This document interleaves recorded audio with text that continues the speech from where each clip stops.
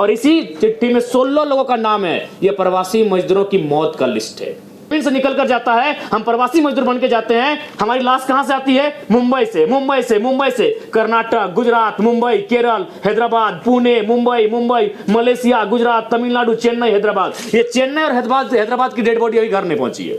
इनसे हमारी कोई आपत्ति नहीं है, जो जिनका नाम इस लिस्ट में है। हमें आपत्ति सरकार से है। हमने इस लिस्ट के लिए, इस चिट्ठी के लिए हमने सरकार नहीं बनाया था। हमने इस लिस्ट के लिए झारखंड राज्य अलग नहीं किया था। हमने इसे रोकने के लिए झारखंड राज्य अलग किया था। ये 16 डेड बॉडी, ये कुछ ही महीनों का रिकॉर्ड कार्ड है। अगर हम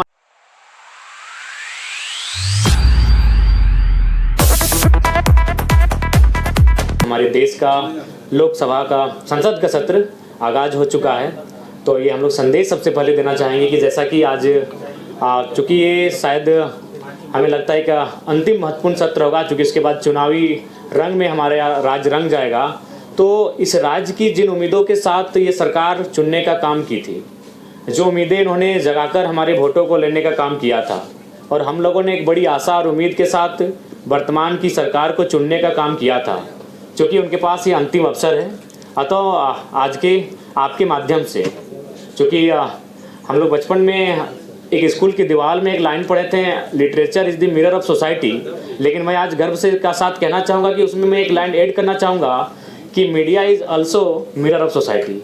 अगर मीडिया अपना काम सही से करे, मीडिया अपना काम निष्पक्ष होकर करे, तो शायद मीडिया भी कहीं ना कहीं सोसाइटी में जिस प्रकार हम लोग पढ़ते आए थे लिटरेचर के बारे में कि लिटरेचर मिरर होता है, मीडिया भी मिरर का कार्य करती है। तो आज मीडिया के माध्यम से, मीडिया को माध्यम बनाते हुए राज्य की सरकार को विधानसभा सत्र के ठीक पहले मैं ये संदेश देना चाहूँगा कि कृपया करके आप जिन मुद्दों के साथ आए थे, सबसे पहले उन मुद्दों पर आप ध्यान दें।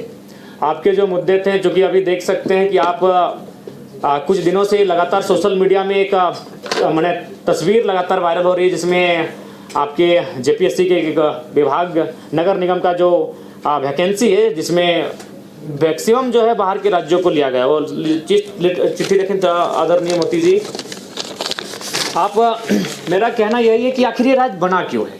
आज अगर हम विगत 2 वर्षों की बात करें तो सहिया लोग धरने पर बैठे हैं, पारा शिक्षक धरने पर बैठ के लाठियाँ खा रहे हैं, सहायक पुलिसकर्मी धरने पर बैठे हैं, रैयत माइंस के एरिया में कोलियरी में धरने पर बैठे हैं। तो इस राज्य के जो नीति नियम बने हैं, आखिर वो किन के लिए बने हैं? जब ये नीति नियम हमें लाभ ही नहीं मिल रहे हैं, तो इसीलिए सबसे पहले नीति नियम की बात होनी चाहिए। और इस राज्य की जनता को भी आह्वान देना चाहेंगे कि आगामी विधानसभा के चुनाव में जो इनके नीति नियम की बात ना करे, ऐसे लोगों को चुनने की आवश्यकता ना करे। आज देखिए ये सोशल मीडिया में काफ़ी वायरल हो रहा है, हालांकि जो 60-40 कहते हैं, हमें लगता है 60-40 को फॉलो किया गया है। और भारत का कॉन्स्टिट्यूशन भी कहता है कि आप ओपन रखना होगा कि कुछ लोग आप पूरे देश से आमंत्रित होंगे। लेकिन मेरा कहना है कि जो सरकार है उन्हें एक वैकल्पिक मार्ग तैयार करना होगा कि ओपन कैटेगरी में भी सिर्फ मैक्सिमम झारखंड के लोग आएँ। आपको ये मापदंड तय करने होंगे और इस पर कहीं रोक नहीं है। उदाहरण के लिए कुछ वर्ष पहले हमारे कुछ साथी अरुणाचल प्रदेश में एक बैंक का फॉर्म भरे थे, लेकिन उस बैंक में ये शर्त थी कि आपको उसका डॉक्यूमेंट जमा करने के लिए ऑफलाइन जाना होगा अरुणाचल प्रदेश। ना आप अरुणाचल प्रदेश जा सकते हैं, ना उस बैंक की फॉर्म को भर सकते हैं। तो ठीक उसी प्रकार हमारी सरकार जो भी चुनकर आती है, उनको इस बात को एक तय करना होगा कि आप किस प्रकार से एक रास्ता तैयार करते हैं कि यहाँ के नौजवानों को बेहतर अवसर मिले। हम आज 2 चिट्ठी लेकर आए हैं, क्योंकि आज इस राज्य को जानना होगा इन 2 चिट्ठियों का अर्थ को। एक चिट्ठी है, इस चिट्ठी को भी हम पढ़ते हैं। ये चिट्ठी आपका नगर विकास एवं आवास विभाग, जो कि आपका जेपीएससी है, इसमें जिनको नौकरियां दी गई हैं उनका नाम है अन्वेषा अदिति, वसुधा शर्मा, पल्लवी तिवारी, और ये झारखंड की हैं, राहुल गांगुली। ये कोई हरियाणा के हैं, कोई राजस्थान के हैं, कोई गुजरात के हैं, कोई महाराष्ट्र के। और एक चिट्ठी हम लेके आए हैं, क्योंकि इस चिट्ठी को राज्य को देखना होगा। और एक चिट्ठी, इस चिट्ठी में नाम है मूर्ति देवी बिशुनगढ़ मुंबई। इस चिट्ठी में अगला नाम है कपिल देव महतो, रोहित साव, गोविंद मरांडी, ललित महतो, जीवन लाल साव। ये पिछले 6 महीना के हमारे प्रवासी मजदूरों की डेड बॉडी जो झारखंड आई। एक चिट्ठी हमारी साथ में है। ये चिट्ठी जिनमें 28 लोगों का नाम है, जिनमें 18 लोग हमारी नौकरियों को लूट के लेके जा रहे हैं और सरकार तमाशा देख रही है, बेचने का काम कर रही है। और इसी चिट्ठी में 16 लोगों का नाम है। ये प्रवासी मजदूरों की मौत का लिस्ट है। ये इसलिए झारखंड राज्य नहीं बना था। ये पीड़ादायक, हमें आप बार बार बाहरी भीतरी की बात करते हैं, ऐसी पीड़ादायक तस्वीर किसी राज्य की नहीं है। ये सिर्फ पिछले 2 महीनों की लिस्ट है। मैं तारीख पढ़ूंगा, 23 तारीख 7वां महीना 2024, 23 तारीख 7वां महीना 2024, 12 तारीख 7वां महीना 2024, 13 तारीख 7वां महीना 2024, 15 तारीख 7वां महीना 2024। तो हम मरने के लिए झारखंड पैदा नहीं हुए हैं। 40% खनिज संपदा हम लोग, हमारी जमीन से निकल कर जाता है, हम प्रवासी मजदूर बन के जाते हैं। हमारी लाश कहां से आती है? मुंबई से, मुंबई से, मुंबई से, कर्नाटक, गुजरात, मुंबई, केरल, हैदराबाद, पुणे, मुंबई, मुंबई, मलेशिया, गुजरात, तमिलनाडु, चेन्नई, हैदराबाद। ये चेन्नई और हैदराबाद की डेड बॉडी अभी घर नहीं पहुंची है। 4 दिन हो चुके हैं, 4 दिन हो चुके हैं। ये चेन्नई और हैदराबाद की डेड बॉडी अभी तक घर नहीं पहुंची है। मैं आपके प्रेस कॉन्फ्रेंस को कहते कहते मेरे कंठ सूख रहे हैं, मैं भावुक हो रहा हूं। इस दिन के लिए शहीद निर्मल महतो ने कलेजे में गोली नहीं खाई थी। इन लोगों के लिए कलेजे में गोली नहीं खाई थी। इनसे हमारी कोई आपत्ति नहीं है, जो जिनका नाम इस लिस्ट में है। हमें आपत्ति सरकार से है। हमने इस लिस्ट के लिए, इस चिट्ठी के लिए हमने सरकार नहीं बनाया था। हमने इस लिस्ट के लिए झारखंड राज्य अलग नहीं किया था। हमने इसे रोकने के लिए झारखंड राज्य अलग किया था। ये 16 डेड बॉडी, ये कुछ ही महीनों का रिकॉर्ड कार्ड है। अगर हम आगे बढ़ेंगे तो और दर्दनाक तस्वीर सामने आएगी। पहले सरकार देख रहे हैं कहां कल्पना मैडम जाके प्रवासी मजदूर वापसी आए हैं, उनको लेकर जश्न मना रही है। अरे वो तो जिंदा हैं, जो लोग मर गए हैं इनकी डेड बॉडी पहले वापस कीजिए। इनकी डेड बॉडी कैसे आएगी उस पर मंथन कीजिए, उस पर चिंतन कीजिए। नाम पढ़ दे रहे हैं, शिवा महतो, नावाडी, चेन्नई में उनका देहांत हुआ है 21 तारीख 7वां महीना 2024। भुवनेश्वर सिंह, नावाडी प्रखंड, सेम प्रखंड, हैदराबाद, 24 तारीख 7वां महीना 2024। ये 2 चिट्ठी हमारे पास है।